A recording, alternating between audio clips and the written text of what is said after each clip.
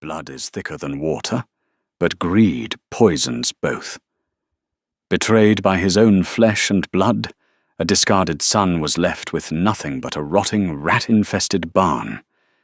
He thought his life was over, until his boot struck a hollow floorboard, unlocking a buried $150 million empire. Rain lashed against the towering stained-glass windows of the Gallagher estate, casting long, fractured shadows across the mahogany-panelled library. The scent of polished leather and decaying lilies hung heavy in the stifling air. Vincent Gallagher, the ruthless titan of East Coast shipping and real estate, had been in the ground for less than 48 hours, but the vultures were already circling.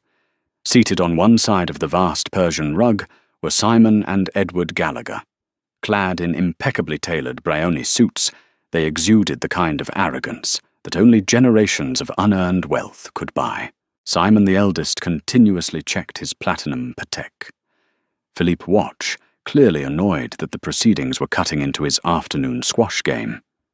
Edward sat beside him, nursing a glass of 20-year-old scotch, a smug, self-satisfied smirk playing on his lips. On the opposite side of the room sat Thomas Gallagher. Everyone called him Tommy. Unlike his brothers, Tommy wore a faded corduroy jacket and work boots scarred by years of manual labor. While Simon and Edward had spent the last decade aggressively maneuvering through corporate boardrooms and high society galas in Manhattan, Tommy had remained at the estate. He had been the one to change their father's bedpans, to endure the violent outbursts of Vincent's escalating dementia, and to maintain the sprawling 300-acre property with his own 2 hands. He had given up his 20s to care for a man who rarely offered a word of thanks, driven by a quiet sense of filial duty that his brothers viewed as pathetic weakness. At the head of the long oak table sat Charles Montgomery, the family's iron-jawed attorney. Montgomery cleared his throat, adjusting his tortoiseshell glasses before breaking the heavy silence. "We are gathered to execute the final will and testament of Vincent Charles Gallagher." Montgomery began his voice, a dry, emotionless baritone. He broke the heavy wax seal on the thick manila envelope. The Gallagher empire was valued at just over $800 million. It was a staggering fortune, built on steel cargo ships and merciless real estate acquisitions. As Montgomery read through the pages of legal jargon, the division of the empire became brutally clear. "To my eldest son, Simon Gallagher, I leave the entirety of my controlling shares in Gallagher Maritime, along with the penthouse on Central Park West." Simon leaned back, his smugness solidifying into a triumphant grin. "To my second son, Edward Gallagher, I leave the commercial real estate portfolio, the offshore investment accounts, and the villa in Lake Como." Edward raised his Scotch glass in a silent, mocking toast to his deceased father's portrait above the mantel. Tommy stared at his hands, his heart hammering against his ribs. He didn't want the yachts or the skyscrapers.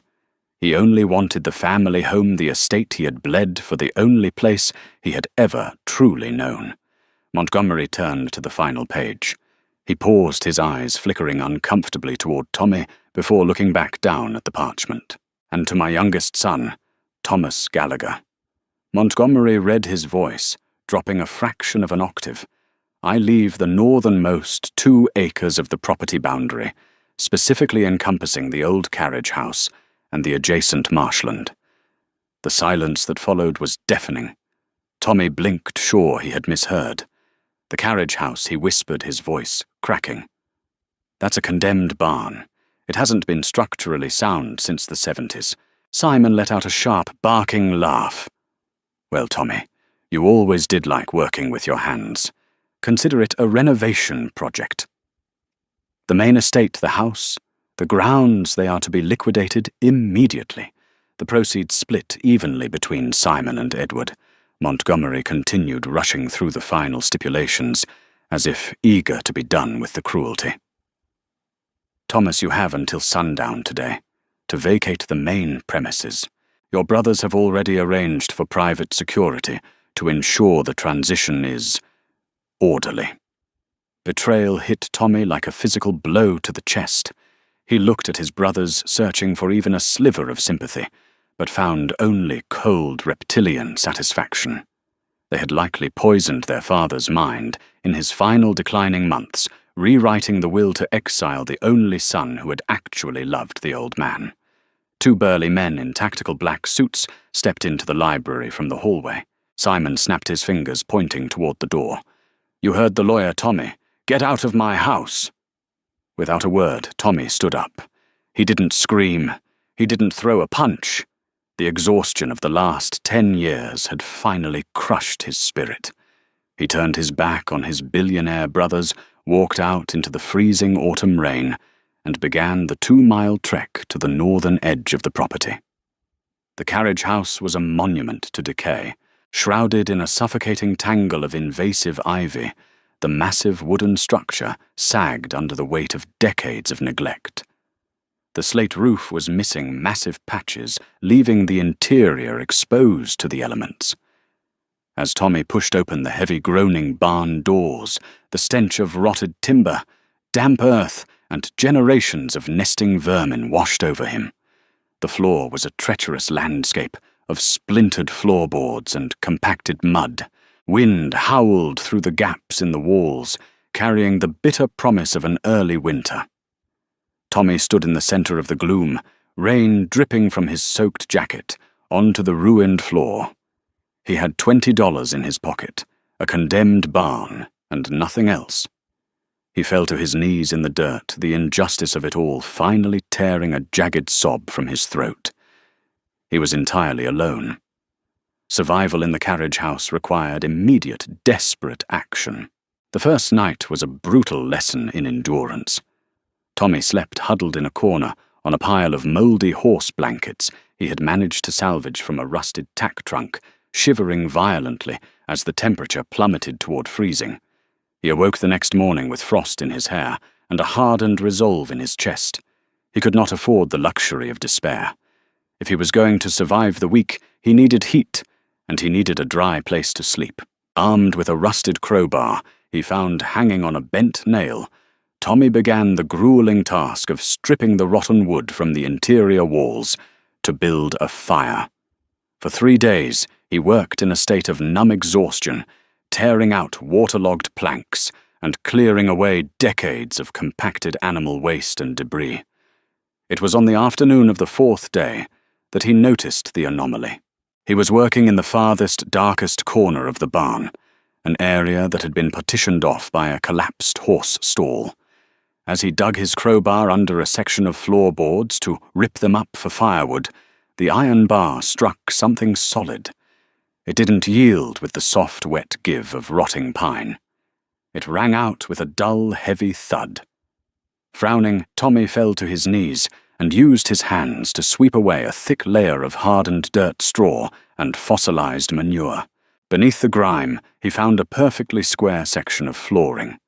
Unlike the rest of the barn, these boards were made of thick, old-growth oak, coated in a heavy layer of industrial waterproofing tar. And dead in the center of the square was a massive forged iron pull ring. Tommy's breath hitched. He scraped away more dirt, revealing a heavy-duty antique Yale padlock, securing the iron ring to a thick steel plate bolted into the stone foundation. This wasn't a root cellar. This was a vault.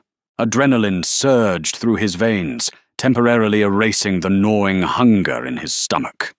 He positioned the rusted crowbar through the shackle of the padlock, braced his boots against the oak boards, and pulled with every ounce of strength he possessed. The rusted metal groaned, fighting him. Tommy let out a guttural yell, putting his entire body weight into the leverage. With a sharp, violent crack, the shackle snapped. Tommy tossed the broken lock aside. He wrapped both hands around the freezing iron ring, braced his legs, and pulled upward. The heavy oak hatch, counterweighted by a set of hidden greased pulleys, swung open with a smooth, silent glide that defied its age. A rush of air wafted up from the darkness. It wasn't the damp, mouldy smell of a neglected basement. It was bone dry, carrying the distinct metallic scent of cosmoline and aged paper. Tommy clicked on a heavy-duty yellow flashlight he had salvaged from the estate's garbage bins. The beam pierced the gloom, revealing a staircase made of poured concrete leading down into the earth. His heart hammering wildly against his ribs, he descended. 15 steps down the staircase ended at a heavy submarine-style steel door. In the center of the door was a brushed steel combination dial. Tommy stared at it in dismay. A combination lock. He could spend the rest of his life spinning the dial and never crack it. He rested his forehead against the cold steel, closing his eyes. Think, he told himself. Why did the old man leave this to me? Suddenly a memory flashed in his mind. During Vincent's final agonizing weeks, the dementia had stripped away his ruthless corporate persona, leaving only a terrified, rambling old man. Vincent had spent hours staring at the ceiling, repeating a sequence of numbers like a mantra. Simon and Edward had rolled their eyes, dismissing it as the meaningless babble of a dying brain. But Tommy had written it down on a medical chart, trying to soothe his father. 22, 41, 73. Trembling, Tommy reached out and grasped the cold brass dial. He spun it right, stopping exactly on 22. He spun it left, passing 22 once and stopping on 41. He spun it right again, stopping directly on 73. He grabbed the heavy locking lever and pulled down. A series of heavy steel bolts clacked loudly inside the door, echoing like gunshots in the confined space. The door unsealed with a sharp hiss of pressurized air. Tommy pulled it open and shined his flashlight into the room beyond. He stepped into a massive concrete-lined subterranean bunker, easily the size of a basketball court. It was completely climate-controlled drawing power from a hidden independent geothermal generator. The room was lined with row after row of military-grade aluminum crates, stamped with dates from the late 1930s and early 1940s. Tommy approached the nearest crate. The latches were stiff but unbroken. He popped them open and lifted the heavy lid. Inside, resting on a bed of archival foam and wrapped in oilcloth, was a canvas. He carefully lifted the heavy frame out of the crate and laid it on top of the box. His hands shaking, he folded back the oilcloth. The flashlight beam illuminated a breathtakingly vivid oil painting. It depicted a tempestuous seascape, the brush strokes violently expressive, the colors defying the centuries they had spent in darkness. Tommy wasn't an art historian, but growing up in the Gallagher mansion had taught him enough to recognize the masters. He looked at the bottom right corner of the canvas. There, etched in dark, cracked paint, was a signature that would later make international headlines, sending shockwaves through the elite circles of Sotheby's and triggering an immediate, frantic verification process by the Art Loss Register in London. It was a signature belonging to a masterpiece thought to have been incinerated during the London Blitz in 1941. Tommy stared at the canvas, his breathing shallow and rapid. He looked up, casting his flashlight over the endless rows of crates stacked in the darkness. The old man hadn't left him a rotten barn. He had left him the greatest hidden treasure cache in modern American history. Tommy did not sleep for the next 48 hours. The subterranean bunker was a sensory overload of historical magnitude, an impossible tomb of wealth hidden right beneath the very soil he had spent his life tending. He pried open crate after crate, his calloused hands trembling as he revealed items that belonged behind bulletproof glass in the Louvre or the Met. There were gold-leafed Byzantine chalices, wrapped in decaying velvet, meticulously catalogued sketches bearing the unmistakable cross-hatching of Leonardo da Vinci, and crates packed tightly with pure, unblemished bullion stamped with pre-war Swiss banking insignias. But Tommy knew that possessing a treasure and monetizing it were two entirely different realities. If Simon and Edward caught even a whisper of what lay beneath the carriage house, they would unleash an army of corporate litigators. They would freeze his assets, bury him in injunctions, and drag the case through appellate courts until he starved to death. He needed absolute proof of ownership, and he needed a valuation from someone who carried enough industry weight to make the brothers' lawyers back down. Using a prepaid cellular phone he bought at a local gas station, Tommy made a call to a name he had once seen in his father's private ledger, Nathaniel Reed. Reed was a notoriously abrasive but unimpeachably brilliant independent antiquities appraiser, based in Boston, a man who had famously resigned from Sotheby's after exposing a massive forgery ring among the board of directors. Reed despised old money billionaires, making him the perfect ally. It took convincing, but the promise of a lost JMW Turner seascape was enough to get Reed on a red-eye flight. The appraiser arrived at the estate under the cover of a moonless Tuesday night. Reed was a gaunt, sharp-featured man in a rumpled tweed coat, clutching a metal briefcase of testing equipment. He looked at the collapsing roof of the carriage house with deep skepticism. "If this is a waste of my time, Gallagher, I will bill you for my travel at $1,000 an hour," Reed muttered, stepping over a puddle of stagnant rainwater.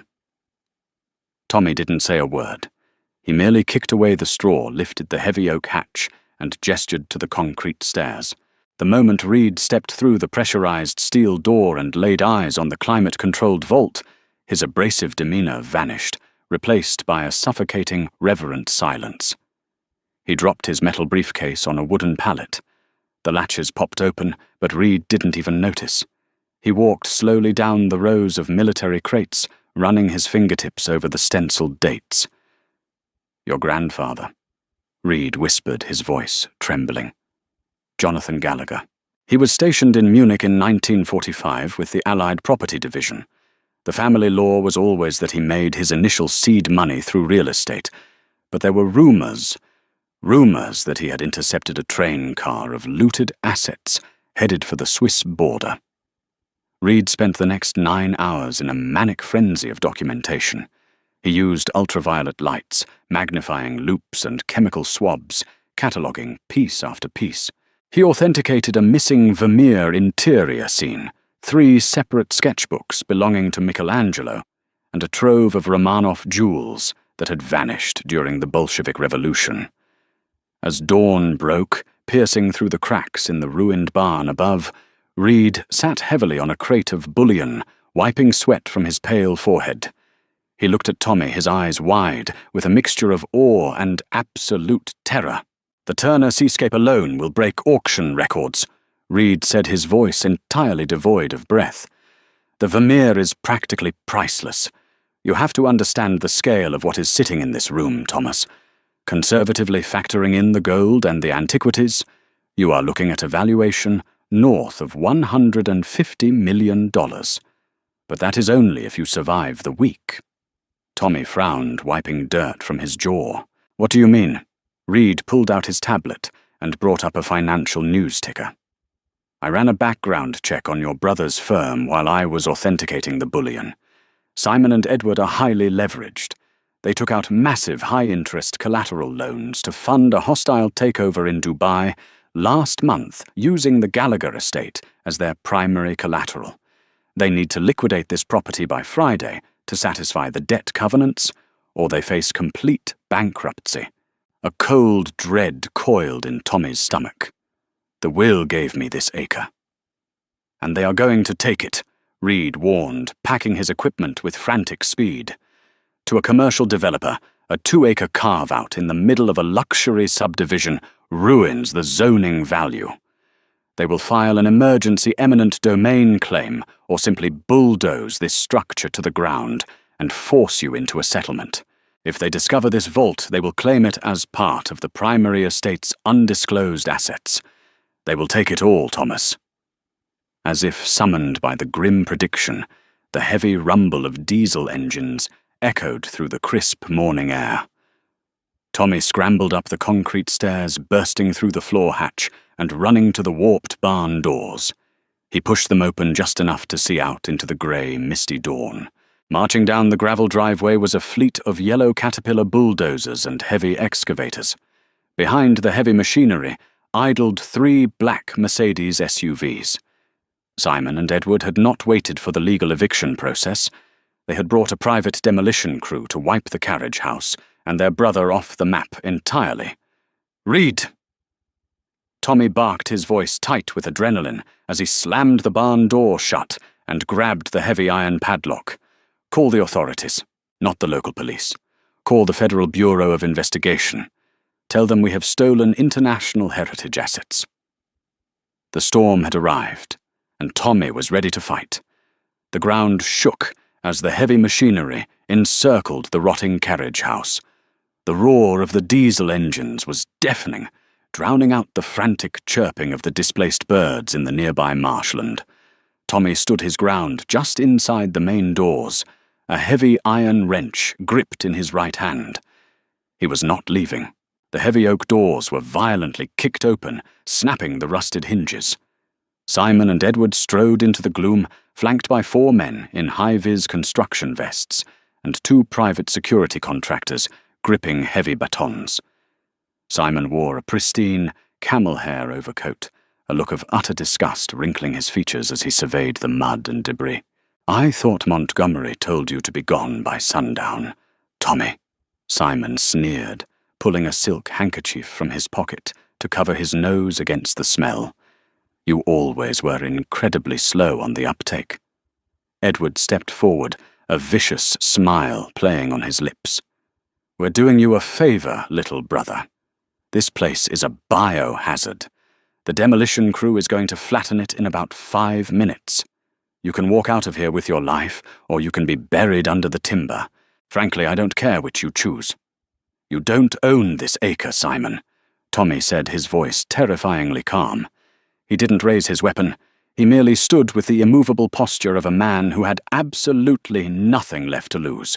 The will was explicitly clear. "The will," Simon laughed, a sharp, abrasive sound, "is a piece of paper. And paper burns, Tommy. Our lawyers have already filed an injunction declaring you mentally unfit to hold property. By noon, a judge will sign the order, turning this land back over to the estate. Now get out," Simon signaled to the foreman. The lead bulldozer roared to life, its massive steel blade lowering toward the fragile, decaying walls of the carriage house. "Turn the engines off," a voice boomed from the shadows of the barn. Nathaniel Reed stepped out from behind a collapsed support beam, holding a satellite phone to his ear and clutching a manila folder filled with authentication documents. He looked at the billionaires with a stare of pure, unadulterated contempt. Edward narrowed his eyes. "Who the hell are you?" "I am Nathaniel Reed, Senior Independent Appraiser for the Art Loss Register and Court-Appointed Liaison for the Department of Justice's Antiquities Trafficking Task Force."